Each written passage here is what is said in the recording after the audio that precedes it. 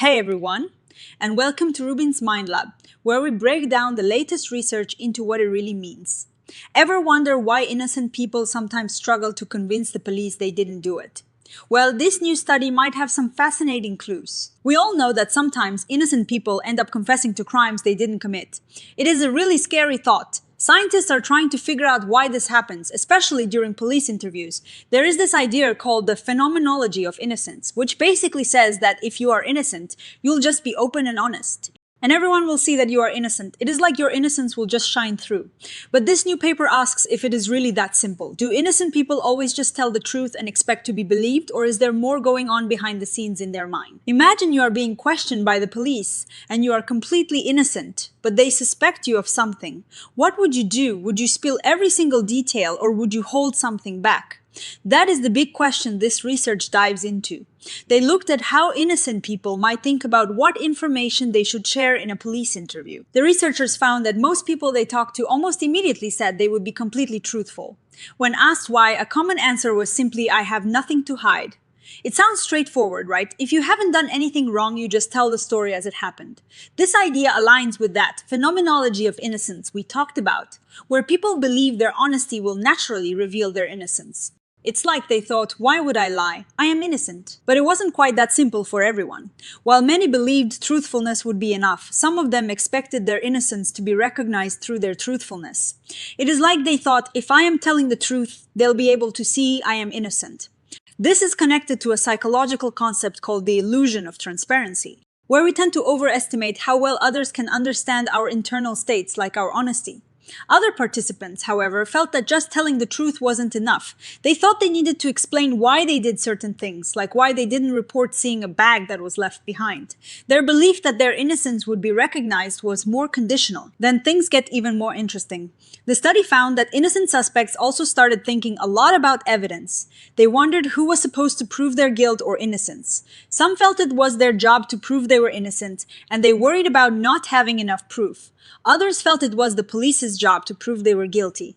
And if the police didn't have strong evidence, they felt more secure. This difference in thinking about the burden of proof really shaped how they felt about their situation. This consideration of evidence became really important. Participants started thinking about what evidence the police might already have. For example, if they touched a bag, they knew their fingerprints might be on it. They knew CCTV cameras might have seen them. So instead of just telling their story, some of them thought about how to make sure their story lined up with the evidence the police might discover.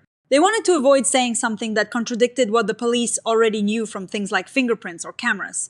They felt that if they didn't mention touching the bag, and the police later found their fingerprints, it would make them look even worse. So they were proactively disclosing things, not just because they were innocent, but to manage how the evidence might be interpreted. They also thought about what evidence could clear them. They hoped there might be CCTV footage showing they didn't take anything, or that their fingerprints were only on the outside of a bag, not inside. They understood that a truthful story might need backup from actual evidence to be truly believed. Here is where it really moves beyond just being innocent and telling the truth.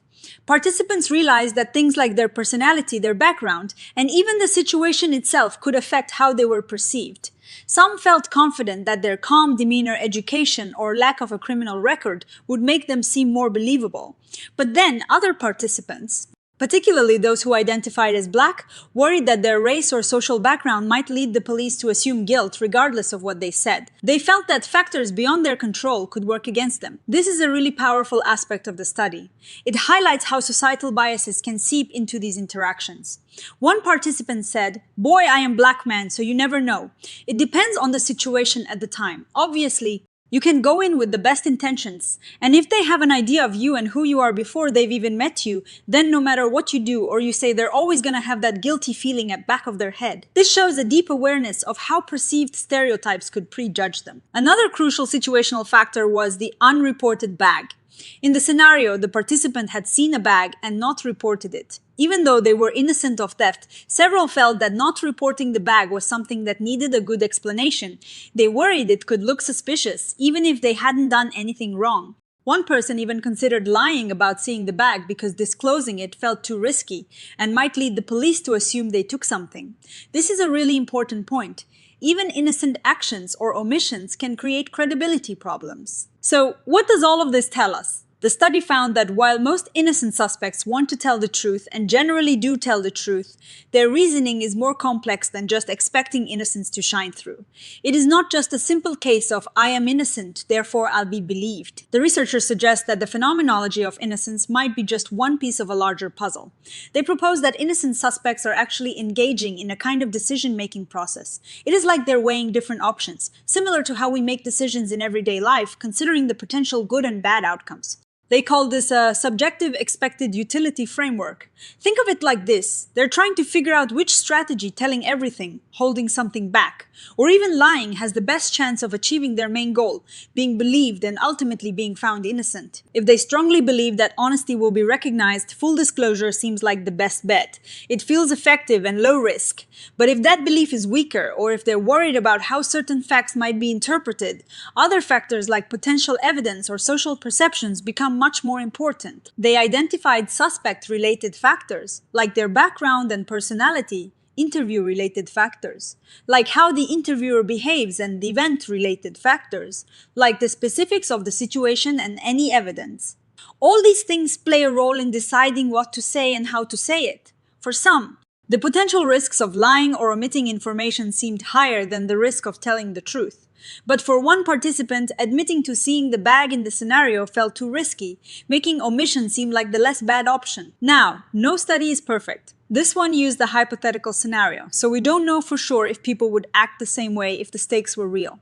Also, the researchers, who were white, acknowledged that their own backgrounds might have influenced how they interpreted the experiences of participants from different racial backgrounds. They rightly suggest that future studies should include more diverse researchers and participants to get an even fuller picture. Another limitation is that they didn't systematically track participants' past experiences with the police, which could also influence how they behave. But the overall conclusion is really important. It suggests that we need to be careful not to oversimplify how innocent suspects think. Their decisions about what to disclose are complex, influenced by more than just a naive belief in their own innocence.